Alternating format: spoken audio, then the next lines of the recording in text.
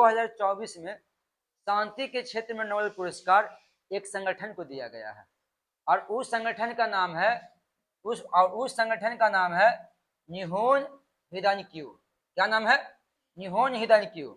तो आप याद रखिएगा, कभी आपसे पूछ दिया जाए कि 2024 में नोबेल पुरस्कार किस संगठन को दिया गया, तो उस संगठन का नाम क्या है? निहोन हिदानक्यू। अब निहोन हिदानक्यू संगठन को यह पुरस्कार मिला, घोषणा कौन महीना में हुआ? तो अक्टूबर महीना में। लेकिन अब इसको मिलेगा कब? 10 दिसंबर को। कब मिलेगा? 10 दिसंबर को। अब ये किस देश की संगठन है? तो ये जापान की संगठन है। ये किस देश की संगठन है? जापान के। तो कहीं ना कहीं आपसे पूछेगा कि 2024 में निहान हिदानक्यू संगठन को नोबेल देने की बात कही गई है, वो किस देश का संगठन है? जापान का। अब इसका स्थापना किन लोगों ने किया है? तो बताया जाता है कि जापान के 2 शहर हिरोशिमा और नागासाकी पर अमेरिका ने परमाणु बम गिरा दिया था। अब परमाणु बम गिराने के बाद जो लोग बचा ना, वही लोगों ने इस संगठन का स्थापना किया। अगर ये पूछा जाए कि निहोन हिदानक्यू संगठन का स्थापना किन लोगों ने किया था, तो आपको बोलना है कि जापान के हिरोशिमा और नागासाकी के लोग, परमाणु धमाके के बाद जो बचे ना, वही लोगों ने इसका स्थापना किया था। अब आगे आइए।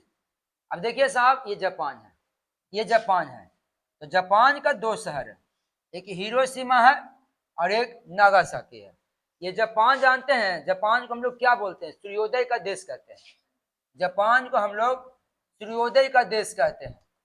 जापान को हम लोग सूर्योदय का देश कहते हैं। ये जापान आपको प्रशांत महासागर में स्थित है। प्रशांत महासागर में जापान जो है प्रशांत महासागर में स्थित है। जापान, ध्यान देगा, जापान को हम सूर्योदय का देश कहते हैं। आपका जो जापान है वो प्रशांत महासागर में स्थित है। ये एक प्रकार का द्वीपीय देश है, यहाँ बहुत सारा द्वीप है। अब देखिए, आपका जो हिरोशिमा जो है ना, वो होन्शु द्वीप पर स्थित है। यहाँ पे लिखा हुआ है ना, ये जो आपका जो हिरोशिमा है वो किस द्वीप पर स्थित है? होन्शु द्वीप पर स्थित है, समझ ना। और देखिए, ये जो नागासाकी जो है ना, वो आपका देखिएगा यहाँ पे लिखा है, नागासाकी जो है आपका क्यूशु द्वीप पर स्थित है। तो ये जो नागासाकी है वो किस द्वीप पर स्थित है? हाँ, क्यूशु द्वीप पर स्थित है। तो आपको थोड़ा याद रखना पड़ेगा क्योंकि दोनों फेमस चीज है। तो हिरोशिमा किस द्वीप पर है? होन्शु द्वीप पर। और नागासाकी क्यूशु द्वीप। अब बात करते हैं साहब, पहले हम हिरोशिमा की बात कर लेते हैं। हिरोशिमा की बात करते हैं। तो बताया जाता है कि हिरोशिमा पर अमेरिका ने द्वितीय विश्व युद्ध के दौरान, द्वितीय विश्व युद्ध कब से कब तक चला? 1939 से 1945।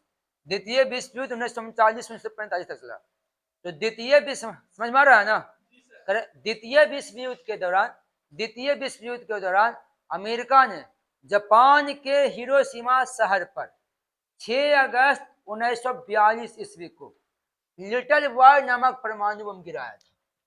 तो ध्यान देगा, 6 अगस्त 1945 को, 6 अगस्त 1945 को संयुक्त अमेरिका ने हिरोशिमा पर कौन सी बम गिराया था?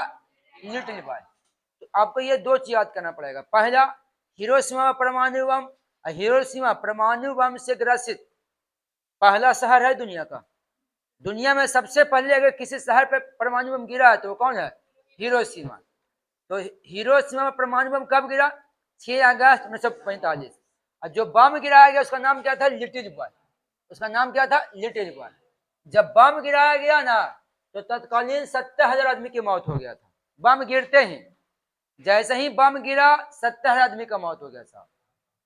और उसके बाद बताया जाता है कि अंततः मरने वाले की संख्या 1 लाख हो गई थी। 70,000 तुरंत मर गया, और बाकी 30,000 जो था ना, वो धीरे धीरे जो रेडिएशन के संपर्क में आया ना, धीरे धीरे वो भी मर गया। 1 लाख मर गया साहब।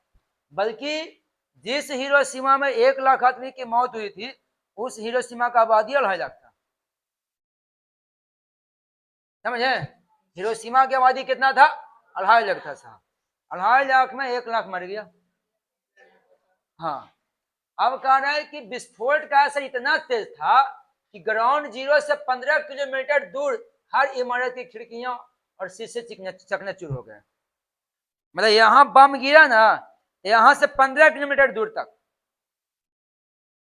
यहाँ से 15 किलोमीटर दूर तक जो बड़े बड़े बिल्डिंग में शीशा जो था ना, खिड़कियां, सब शीशा क्या हो गया, चकनाचूर हो गया। अब हिरोशिमा की बात किया जाए कि जापान एक तो द्वीपीय देश है, तो हिरोशिमा जापान के किस द्वीप पर है? हाँ, तो हिरोशिमा जापान के किस द्वीप पर है? होन्शु द्वीप पर। अब देखिए आगे कह रहा है 9 अगस्त 1945 को, यानी 6 को हिरोशिमा पे गिरा, तो 7 8 रुका और 9 अगस्त 1945 को संयुक्त अमेरिका ने जापान के नागासाकी पर परमाणु बम गिरा दिया 9 अगस्त को। तो 6 अगस्त को हिरोशिमा पर गिराया, 9 अगस्त को नागासाकी पर गिरा दिया। हिरोशिमा पर जो बम गिराया गया था उसके तुलना में नागासाकी पर गिराए गए बम ज्यादा पावरफुल था, ज्यादा शक्तिशाली था। और बताया जाता है कि ये बम जो था वो बम गोल, हाँ वो जो बम जो था वो गोल था साहब, गोल है, गोला नहीं, गोल होगा, और ये मोटा था, इसलिए इसका नाम क्या रखा गया था? हैटमैन। ये बम गोल और मोटा था, इसलिए इस बम का क्या नाम रखा गया? हैटमैन नाम रखा गया। परमाणु हमले से तत्काल यहाँ 40 लोगों की मौत हो गई थी और 30,000 लोग घायल हो गया था साहब, या रेडिएशन के संपर्क में आ गया था। और जो 30,000 लोग जो रेडिएशन के संपर्क में आया ना, महीना भर में उसकी भी मौत हो गई। तो कहीं ना कहीं ये दुनिया की सबसे बड़ी घटना थी। ये घटना में ये तो एक आंकड़ा है साहब, सरकारी आदमी ज्यादा मरा होगा। अब लेके चलिए कम से कम 2.5 लाख के आसपास में। हाँ नहीं, दोनों की मिला दिए, हिरोशिमा नागासाकी। और एक बहुत बड़ी घटना थी। तो कहीं ना कहीं इस घटना से अब वो क्या लगता है कि दुनिया अमेरिका का बड़ाई कर रहा होगा, बहुत बढ़िया काम किया है? नहीं। हाँ, जो अमेरिका से डरेगा उन्हें कुछ बोलेगा, लेकिन जो नहीं डरेगा वो तो बोलेगा ना। और जो डरेगा वो भी पर्दे के पीछे बोलेगा, मुंह पर नहीं बोलेगा लेकिन पर्दे के पीछे वो भी बोलेगा साहब, कि कहीं ना कहीं ये गलत है, ये करना उसे नहीं चाहिए। चलिए अब आगे। अब देखिए कह रहा है कि जिस नागासाकी परमाणु बम गिरा वो नागासाकी क्यूशू द्वीप पर है, ठीक है। अब देखिए 6 अगस्त को हिरोशिमा पर गिरा, 9 अगस्त को नागासाकी पर। अब 15 अगस्त को जापान के जो राजा है, उसका सम्राट है, उसका नाम है हिरोहितो, यही हिरोहितो ऐसा, हाँ हिरोहितो। ये जापान के सम्राट है। पूछा कि द्वितीय विश्व युद्ध के समय जापान का सम्राट कौन था? हिरोहितो। तो 15 अगस्त 1945 को हिरोहितो ने आत्मसमर्पण करने का घोषणा कर दिया। ये बोला कि भाई हम आत्मसमर्पण कर देंगे। ऐसे भी 9/6/15 होता है ना। हाँ, तो 6 तारीख को परमाणु बम गिरा हिरोशिमा पर, 9 अगस्त को नागासाकी पर। ऐसे भी ना से नागासाकी होता है और ना से नाव होता ना है। ये उस जगह पे काम करेगा जब आपसे पूछेगा कि हिरोशिमा परमाणु बम कब गिरा था, आपको लगा 6 बोले कि 9 बोले, तो माइंड में सेट कर लेना कि 9 से नागासाकी होता है, एक 6 भी होगा, समझ ना। चलिए अब देखिएगा, कह रहा है कि 15 अगस्त को हिरोहितो ने खुद को आत्मसमर्पण कर दिया कि भैया हम नहीं लड़ेंगे, हम हार मानेंगे, जाओ। देखिए अपने भाषण में उन्होंने कहा कि युद्ध जारी रखने से जापानी राष्ट्र का पतन और विनाश होगा। सही बोला, अगर वो युद्ध जारी रखता है तो 2 को तो शहर गया, तीसरा भी जाएगा ना। तो युद्ध जारी रखने से जापानी राष्ट्र का पतन और विनाश होगा, जिससे मानव सभ्यता का पूर्ण विनाश हो सकता है। इसीलिए हम इस युद्ध को वापस ले रहे हैं, या युद्ध में आत्मसमर्पण कर रहे हैं, अब हम नहीं लड़ेंगे। देखिए कहा जाता है कि हिरोशिमा और नागासाकी में नागासाकी में बहुत सारे लोग मारे गए, लेकिन जो बचा ना उसे हिबाकुशा नाम दिया गया था, हिबाकुशा।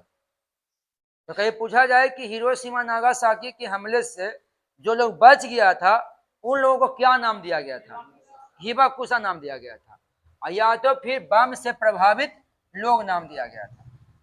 बताया जाता है कि ये हिबाकुशा, जैसे कहा जाता है कि कोई इंसान के साथ जब कोई बड़ा घटना हो जाता है ना, तो फिर वो नहीं चाहता है कि वैसा अंजाम दोबारा हो। जैसे देखिएगा साहब, बहुत से ऐसे लड़के हैं जो मोटरसाइकिल दाम है ना अपना स्टाइल में लेके जाते हैं, लेकिन एक बार कहीं टकरा गया तो फिर दोबारा होशियार हो जाता है कि नहीं, इसे ऐसे चलना नहीं है, क्योंकि उसके साथ बड़ा घटना हो गया।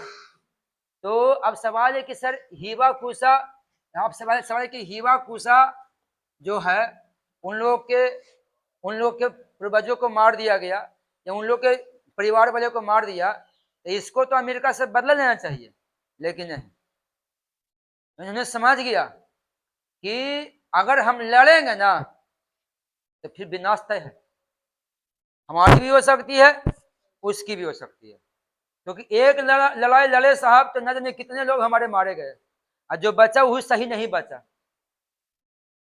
जो जन्म ले रहा वो सही नहीं जन्म ले रहा है, तो ऐसी लड़ाई लड़ने से क्या फायदा है।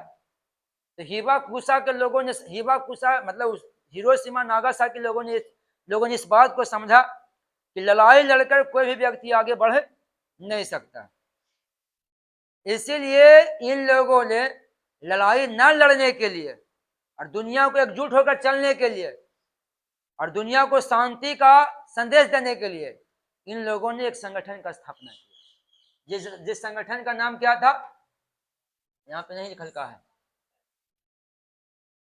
हाँ ये कुछ नहीं, हाँ ये, इन्होंने एक संगठन का स्थापना किया, जिस संगठन का नाम क्या है, निहोन हिदानिक्यू। तो सवाल है, देखिएगा दो को पर ध्यान दीजिएगा, एक आप हीवा कुसा पर ध्यान दीजिएगा, एक इस पर ध्यान देगा।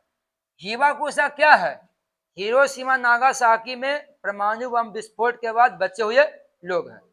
ये लोगों को कहना है कि हम लड़ेंगे नहीं, हम दुनिया को कहते हैं कि मिलजुल कर रहो, बढ़िया से सब रहो और शांति का अपना विचार फैलाओ। तो इन्होंने दुनिया को शांति पूर्ण रूप से जीने का संदेश दिया और इन्होंने इसके लिए एक संगठन बनाया जिसका नाम रखा निहोन हिदानिक्यू।